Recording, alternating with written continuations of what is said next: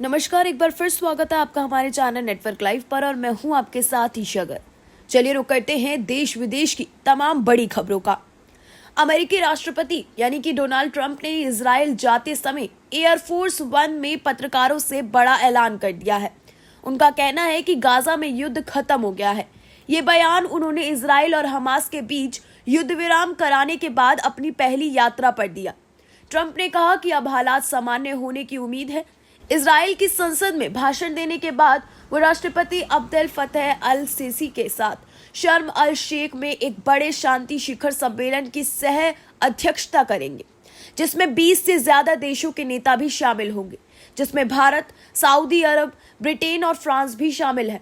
ये युद्ध विराम 7 अक्टूबर 2023 से जारी खूनी संघर्ष को खत्म करने की दिशा में सबसे बड़ा कदम माना जा रहा है। अमेरिका, मिस्र, कतर और तुर्की की मध्यस्थता से हुआ यह समझौता अब गाजा में राहत की उम्मीद जगाता है। इजरायली प्रवक्ता शोश ब्रिडोसियन ने बताया कि सोमवार सुबह 3 बैच में 20 जिंदा बंधकों को रिहा किया गया है, जबकि 28 मृतकों के शव भी लौटाए जाएंगे। इसके बदले इजराइल 250 फिलिस्तीनी कैदियों को आजाद करेगा। ट्रंप ने घोषणा की कि गाजा में पुनर्निर्माण की निगरानी के लिए जल्द ही एक बोर्ड ऑफ पीस भी बनाया जाएगा। उन्होंने गाजा को ध्वस्त इलाका बताया और कहा कि कतर को इस युद्ध विराम में मदद के लिए श्रेय मिलता है। ट्रंप ने नेतन्याहू की तारीफ भी करते हुए कहा कि अब सभी खुश हैं, चाहे यहूदी हो या फिर मुस्लिम हो या फिर अरब हो।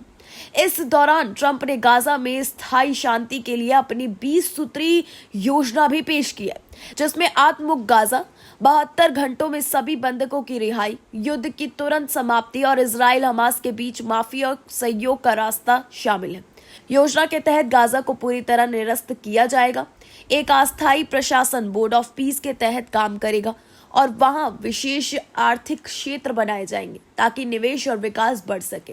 ट्रंप ने साफ कहा कि इजराइल गाजा पर कब्जा नहीं करेगा और सेना चरणबद्ध तरीके से वापस जाएगी।